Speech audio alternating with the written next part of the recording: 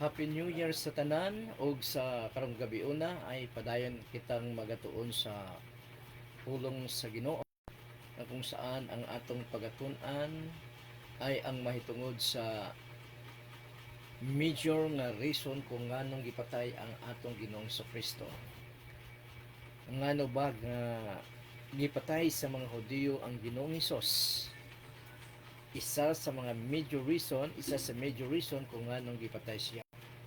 Sa Mark chapter 3 verses 1 to 6, makita nato din ang reason kung nganong nasuko pag-ayo ang mga Hudiyo nga pinangunahan sa mga Parisiyo nga tungod niini ay ilang giplanuhan o gipatay gayud ang atong Ginoong Hesukristo.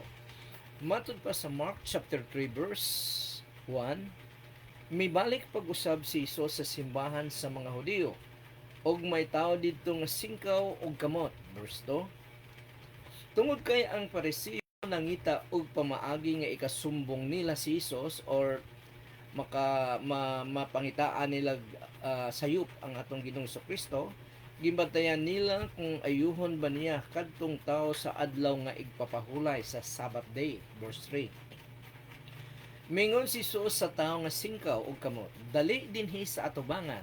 Verse 4, unya nangutana siya sa mga Parisiyo, unsa ba ang gitugot sa atong kasuguan sa adlaw nga igpapahulay? Ang paghimo og maayos sa mga tao o paghimo og dautan? Ang pagluwas sa ilang kinabuhi o ang pagpatay? Apan wala gayoy mitubag. Sa verse 5 ng Mark chapter 3, verse 5, nasubo si Jesus tungod sa katiga or kagahi, katiga sa ilang kasing-kasing og masukanon nga mitan-aw kanila. Nasuko si Jesus Christ tungod sa kagahi sa ilang kasing-kasing daw. Unya mingon siya sa tao nga singkaw og kamot, ituy-od ang imong kamot. Gituy-od niya og naayo kini. Human niadto migawas ang mga Parisiyo og nakikita sa mga sumusunod ni Haring Herodes. Nagplano sila kung unsaon nila pagpatay si Jesus. So dinhin niining higayuna dahil giayo sa Ginoong Kristo ang imbalido nga tao singkaw daw og kamot sa adlang igpapahulay, nangita nagplano na dayon sila kung unsaon nila pagpatay ang Ginoong Kristo. So kung atong tanganahon, ang book sa Old Testament nagprophesy mahitungod sa kamatayon sa Ginoong Hesus. Ngadto sa Isaiah chapter 53, halos buong chapter na siya pero gikuha ko lang ang verses 4 to 6. Isaiah chapter 43 verses 4 to 6, nagdeclare kini nga ang kamatayon sa Ginoong Hesus is to save His people, para luwason niya ang mga tao nga mutuo kaniya, o ang mga tao nga mahimong sumusunod niya, mahimong mga Kristohanon. Matud pa dinhi sa Isaiah 53 verse 4, surely He took up our infirmities, ang atong mga kahinaan o ang atong mga kasakitan. He took up our infirmities and carried our sorrows. Yet we considered Him stricken by God, smitten by Him, and afflicted. Verse 5, but He was pierced for our transgression. Ang atong Ginoong Kristo daw ay nasamaran. Gidunggab ang iyang tagiliran sa bangkaw sa Roman soldier dito sa krus ng Kalbaryo. Matod pa din sa verse 5, but He was pierced for our transgressions or sins. He was crushed for our iniquities. Tungod sa atong mga kasaypanan, gibunog pag-ayo o gikras ang atong Ginoong Kristo. The punishment that brought us peace was upon Him. So kita dapat untang mag-antos pero ang atong Ginoong Kristo ang nagbayad nini. Matod pa din the punishment that brought us peace was upon Him, and by His wounds we are healed. Tungod sa iyang mga samad kita ay nangaayo. Unsa ba kini nga samad? Physical nga samad sa atong Ginoong Kristo, physical niya nga lawas sa iyang kamatayon, naayo ang atong espiritual nga pagkatao or kinabuhi ang atong espiritual nga kalagayan. Napasaylo kita sa atong mga kasalanan kung kita ay magpaubos og magpasakop sa atong Ginoong Kristo. Matod pa din by His wounds we are healed. Ang atong mga kasalanan ay mapasaylo, maayos ang atong pagbalik, ang atong relasyon sa Diyos Amahan o sa atong Ginoong Diyos tungod sa kamatayon sa atong Ginoong Kristo nga anaa na ang pagbangkaw sa iyang tagiliran, anaa na ang pagdura sa iyang dagway, anaa na ang pagsuntog, paglaparo. By His wounds we are healed. Ay ikaduhang interpretation ni ay ang primary interpretation ni ay ang atong espiritual, ang atong kasalanan, naayos ang atong espiritual tungod sa iyang kamatayon. Ang ikaduha, physically, kung dunay mga may sakit, mamaayos siya tungod sa ngalan sa atong Ginoong Kristo, dahil ang physical nga mga kasakitan, physical nga mga sakit ay kauban nga gipakamatyan sa atong Ginoong Kristo. Verse 6 ng Isaiah chapter 53. We all like sheep that have gone astray. Each of us has turned to his own way, and the Lord has laid on him the iniquity of us all. Og ang kasalanan nga dapat unta kita ang mudawat ni ini, kita ang magpasan ini, didto niya gibutang siyang bugtong anak na si Kristo para kita maluwas. So, mao na ang isa sa mga prophecy sa Old Testament sa book of Isaiah chapter 53. But in reality, sa normal nga pananaw sa tao, in spiritual, si Jesus Christ namatay para sa atong mga kasalanan. Ngunit sa normal nga pananaw sa mga tao, in reality, sa 1st century AD, sa kapanahunan sa atong Ginoong Kristo, bisag gi-prophesy na ang mahitungod sa kamatayon sa atong Ginoong Kristo nga muluwas sa mga sala sa mga tao, sa daghang mga tao, ang pagtuo sa kadaghanan sa mga Hudyo nga ni bisan karon sa atong kapanahonan 21st century, ang pagtuo sa mga Hudiyo ay tungod kini sa paglapas niya sa ilang balaod. Mao kanang gipamatud-an gayud ni Apostle Peter quoting the Old Testament prophecy nga ang reason sa kamatayon sa Ginoong Hesus ay para sa mahimong mga Kristohanon. Gipakamatyan niya ang tanang mga tao, pero kadto lamang ang mudawat sa atong Ginoong Kristo nga mahimong tinuod nga Kristohanon, dahil submissive siya sa atong Ginoong Kristo through His written word, sila lamang ang makabenefit sa kamatayon sa atong Ginoong Kristo. Kaluwasan sa ilang mga unang-una sa ilang mga kalag. Matod pa sa 1 Peter chapter 2 verse 24, quoting the mauning gingon niya, si Kristo maugayod ang miangkon sa atong mga sala. Sa dihang gilansang siya didto sa krus, aron dili na kita magpakasala, kun dili magkinabuhi na kita nga matarong tungod sa iyang mga samad, naayo kita. Apostle Peter quote the passage of Isaiah chapter 53 nga kababasa lang natin, nga tungod sa iyang mga samad, naayo kita. Unsa daw ang rason nga nung namatay siya sa krus na sa Kalbaryo? Gilansang siya dito sa krus aron dili na kita magpakasala, kung dili magkinabuhi kita nga matarong. Matapos ang usa ka tawo mutuo sa atong Ginoong Kristo, ang pagkamatarong sa atong Ginoong Kristo iyang gibutang ni anang tawhana, kay siya mituo naman og padayon kanang tawhana magasubmit sa kalooban sa atong Ginoong Dios through Jesus Christ. So sa Mark chapter 3, kung saan dinhi ang atong text karong gabi una, verse 1, matod pa dinhi kagaya ng binasa ko kanina. Sabi dito, Jesus was, ang Mark chapter 3 verse 1, makita nato dinhi nga si Jesus was in fellowship of the Jews sa sinagoga, sa ilang balay fellowship, balay tigumanan o balay sambahan. Naa na sila templo, pero doon na sila sinagoga.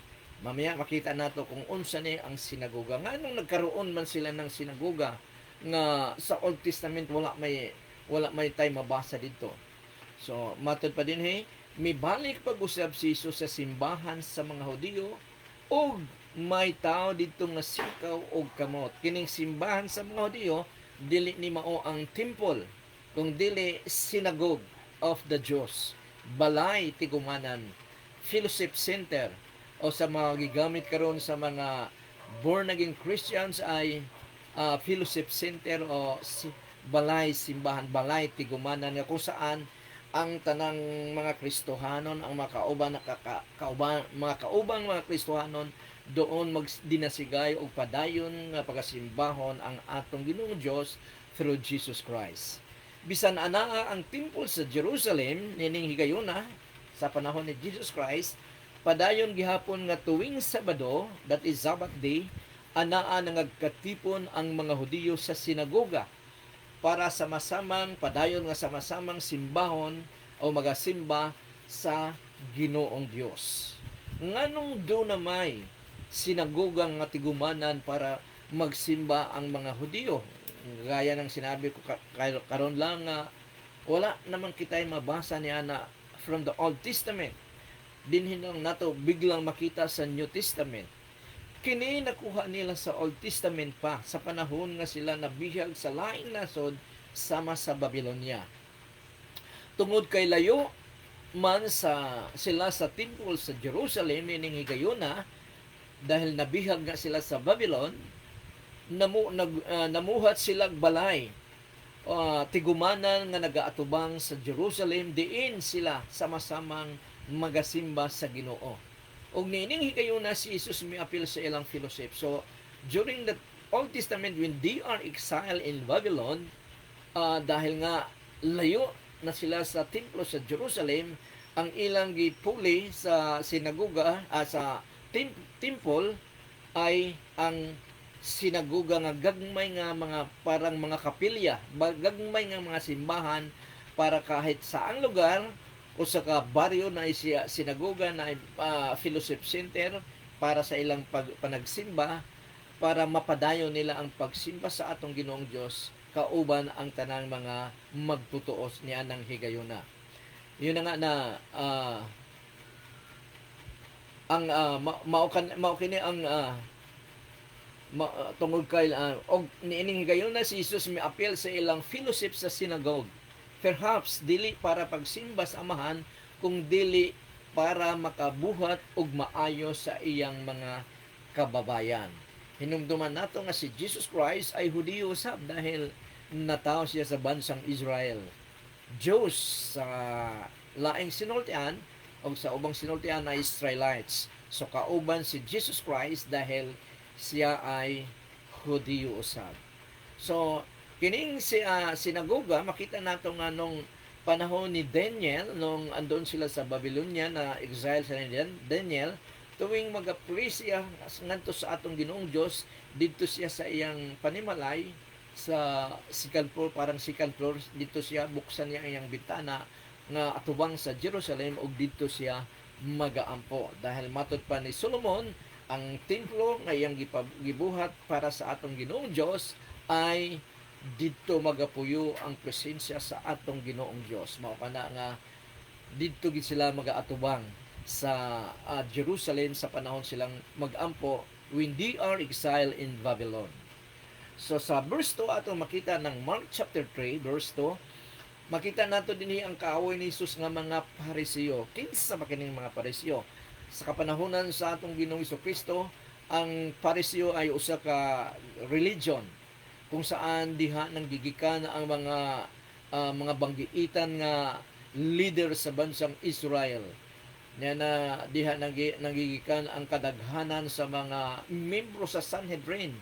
Nga kining Sanhedrin para kining Senate House sa atong kapanahonan karon o Congress House baka lower o nga composed of 72 elders nga sila nagikan sa kadaghanan sa ilang nagikan sa religion sa Pharisees, ang uban sa religion sa Sadducees, pero ang pinaka-influential gayud ay ang Pharisees sa mga Pariseo.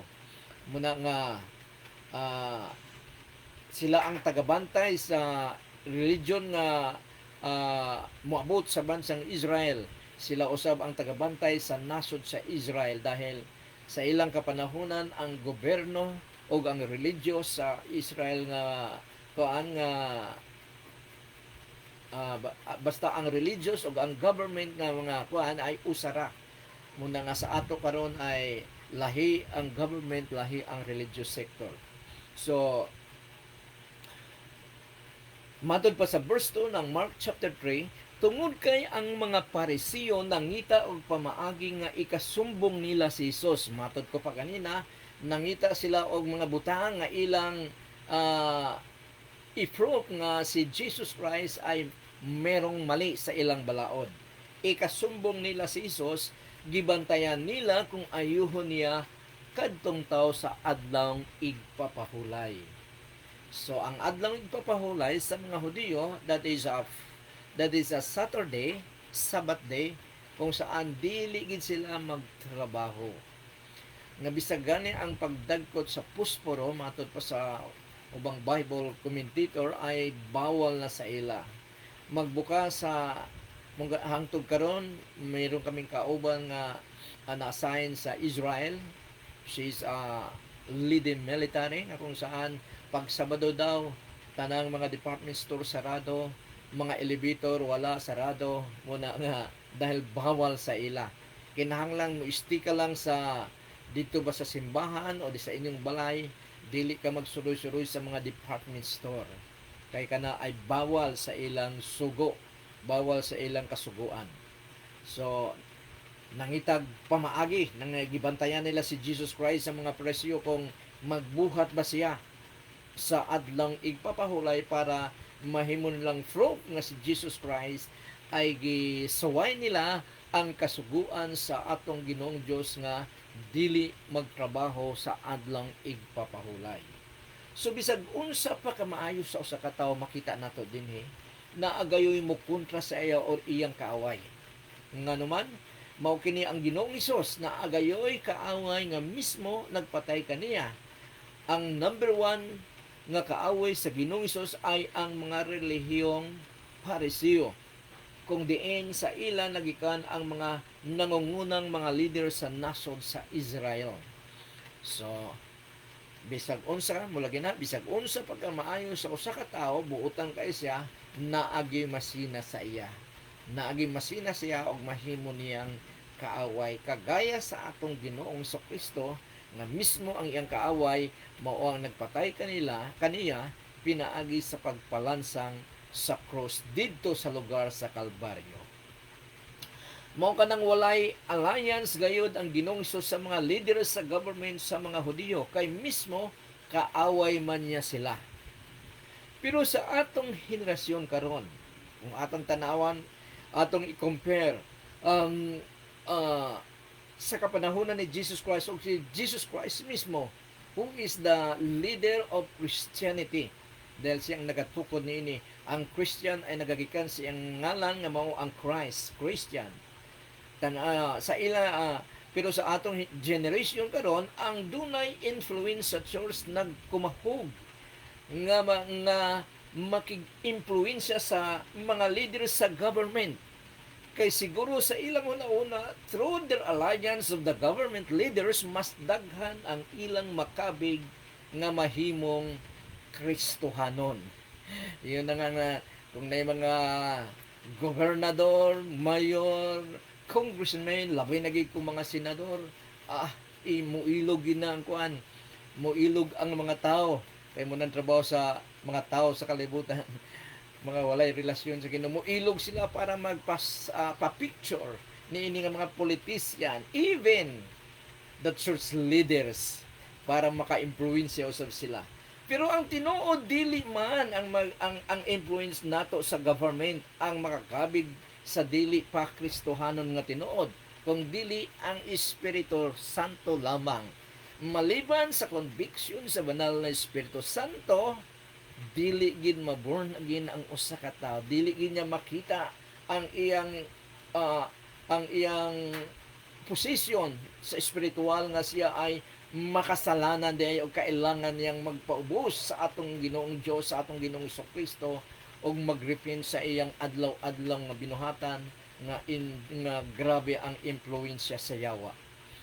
Muna nga this kind of mindset ay malayo or even contrary sa Ginoong Hesus. We are to influence the world pinaagi sa atong pagtuo sa Ginoo o sa atong good works, not that we influence them nga kita ay anaa mga amigo nato ang mga kadagkuan sa gobyerno. Gani ang atong Ginoong Kristo ay si Herodes ay matod pa niya fax daw si Herodes. Fax si Herodes sabi sa atong Ginoong Kristo. O dili siya involved. Wala gid siya pakialam sa gobyerno sa iyang kapanahonan. Si Paul pa mismo, si Paul pa doon na siya mga amigo sa government officials, pero dili naman tanan, kundi ang after gini Apostle Paul nga iyang ma-declare ang atong Ginoong Kristo nga bisag kinsa pa nga hari diha, ang mas labaw nga hari ay ang atong Ginoong Kristo. Sa Mark chapter 3 verses 3 to 4, makita nato dinhi ang argumento of doing good on the Sabbath day.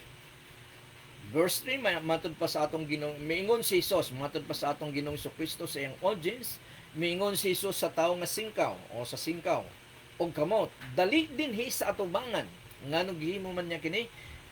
Dahil napungot siya sa iyang audience nga mga Pariseo nga ang gibantayan ay ang mali lang. Wala nila makita ang maayong binuhatan sa atong Ginoong Kristo, kung dili ang maling binuhatan ang ilang nakita o ang ilang gibantayan. Matod pa sa atong Ginoong Kristo, dali dinhi sa atubangan. Perhaps Jesus Christ is standing in the middle of the synagogue sa ilang fellowship center.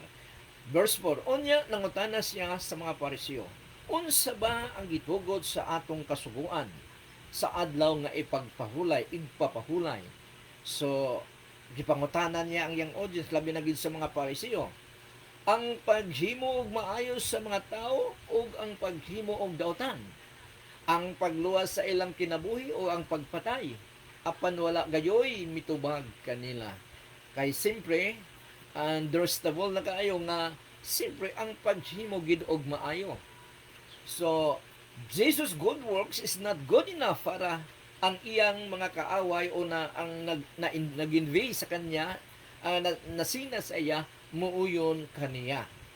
Sa verse 5 ng Mark chapter 3, makita nato din nga giayo niya ang taong kimay out of anger sa iyang audience nga mga Pariseo. Tungod sa iyang kapungot, giayo, gi-challenge noon niya. Iyang gipakita nga mas doon na siya tawag ni mas maayo ang iyang gibuhat kaysa ilang mga gihuna-huna. Murag ingon ana.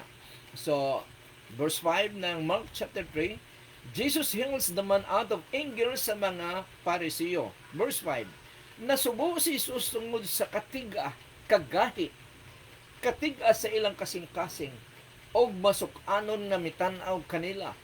Unya mingon siya sa tawo nga singkaw og kamot, ituy-od ang imong kamot. Gituy-od niya og naayo kini. Out of anger, giayo sa Ginoong Kristo ang tawo nga singkaw o kimay sa ubang translation na simple nga binisaya. So makita nato din nga parang wrong motive yata ang pag-ayo ni Jesus Christ sa masakiton nga tao. Out of anger sa mga Pariseo, giayon niya ang kimay para mas musabot ang kalagot sa iyang mga kaaway. We can conclude nga wrong motive kini nga pag-ayo sa Ginoong Hesus niya nga masakiton, but there is always an exception sa ingon niini nga panghitabo. Nga mulagi na gi-challenge noon yung mga Pariseo nga mas masuko pa sila sa kay Jesus Christ dahil adlaw igpapahulay, dili dapat mag-ayo sa masakiton, pero matod pa ni Jesus Christ, unsa may maayo sa inyong pananaw, mubuhat og maayo, mutabang sa nanginahanglan og tabang o dili mo tabang? So siyempre mutabang gihod. Ang Mark chapter 3 verses 25 to 26 ang isa sa mga passages nga mo justify ni ini nga panghitabo. Nga dili dapat maayo pero pwedeng i-justify kining pag-ayo ni Jesus Christ sa masakiton dito sa sinagoga on the Sabbath day. Matod pa sa verse 25, mitubag si Jesus kanila, wala ba di ay ninyo mabasa? So padayon yang argumento sa iyang audience dito sa sinagoga. Matod pa niya sa iyang audience, wala ba di ninyo mabasa sa kasulatan, sa Old Testament, scripture? Wala ba din yung mabasa ang gihimo ni David, King David, sa dihang siya ug ang iyang mga kauban gigutom og nagkinahanglan og pagkaon. So ang iyang mga kauban ni King David, mga sundalo niya gigutom. Verse 26, kini nahitabo sa dihang si Abiatar pa ang pangulong pare. Misulod si David sa balay sa Dios sa templo og mikaon sa paan nga gihalad ngadto sa Dios. Gipakaon usab niya ang iyang mga kauban, wala sila makasala bisan pa og gidili sa kasuguan ang pagkaon niadto gawas lang sa mga pare. Ang gialay di ay nga pan didto sa templo ang pwedeng mukaon niini ang mga pare lang. Si David ug ang iyang mga kasundaluhan nga gigutom niadtong higayuna ay dili mga pare. Pero matod pa sa Ginoong Jesucristo, wala daw sila makasala dahil gutom man sila, kailangan sa ilang lawas para maligon, para mamaayo, ma-restore ang ilang strength dahil gutom nga sila. Kung gutom ang usa ka tawo, gutom na kaayo, wala na kayong kusog. So ang kinahanglan pagkaon, physical pagkaon para ma-restore ang iyang strength mo, balik ang iyang kusog. Og matod pa nga wala sila makasala bisan kini ay gidili sa kasuguan. Kay ang pare lamang ang pwedeng mukaon niini on the Old Testament time. Verse 6, makita nato din ang plano na dayon sa pagpatay sa mga Parisiyo kay Jesus Christ. Human ni adto, migawas ang mga Parisiyo o nakikita sa mga sumusunod ni Haring Herodes. Nagplano sila kung unsaon nila pagpatay si Jesus. So ang sinugdanan, isa sa major reason nga nung gipatay si Ginoong Hesus sa mga Hudiyo tungod kay gilapas niya ang adlaw nga igpapahulay. Nga nung gilapas man niya, nag-ayo siya sa masakiton sulod sa sinagoga ni anang adlawa. O ang resulta nini sa verse 6, matod pa sa verse 6, nagplano na dayon ang mga Parisiyo kung unsaon nila pagpatay si Jesus Christ. Murag it's almost 30 minutes. Dinhi lang usa kita kutob sa planong pagpatay kay Jesus Christ dahil gilapas daw niya ang adlong igpapahulay. So sa tanan nga nagatan-aw ni ini nga live through Facebook, may the Lord bless you sa inyong pagpananaw o naway ang atong masabtan sa pulong sa Ginoo magadugang o kalig-on sa atong pagtuo ug maisiro sab nato ngadto sa uban dahil maumang kini ang sugo sa atong Ginoong Jesucristo sa Matthew chapter 28 verse 19 to 20. Sa inyong pagpanglakaw sa tibuok kalibutan, himua ang tanang kanasuran nga akong tinon-an, disciple, learner. Tudloi sila, bautismo sila sa ngalan sa Man, sa Anak ug sa Espiritu Santo, og tudloi sila sa tanang gisugo ko kaninyo.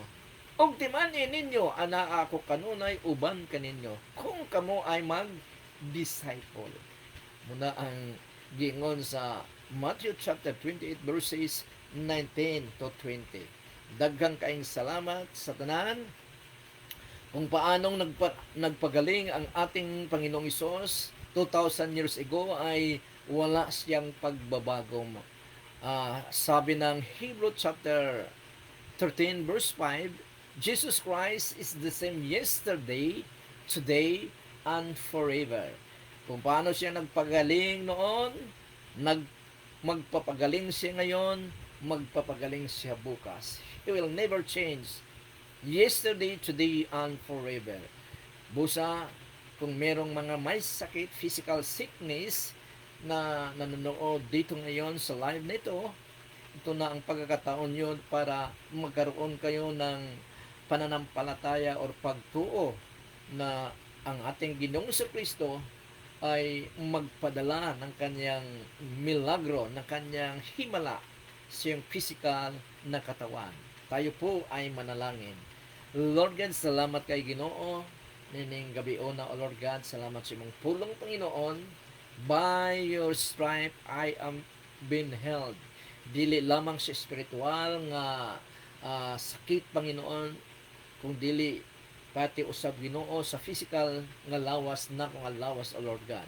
Sa tanang nga nananaw karon, may you receive the healing power, the miracle of the Lord Jesus Christ in your body. Unsa may malfunction nga malfunction nga part sa imong lawas, kini man ay sakit sa puso, kini man ay arthritis, kini man ay leukemia, anumang klaseng sakit nga ana kaninyo tungod sa yawa, resulta sa yawa nga gihatag, gipadala niya para ilugmok kamo sa physically, sa pangalan ni Jesus, receive the healing of the Lord Jesus Christ in Jesus' name. In Jesus' mighty name, be healed. In Jesus' mighty name. Salamat, Ginoo. Hindi hadlang, Lord God, ang distansya, ang layo, O Lord God, ng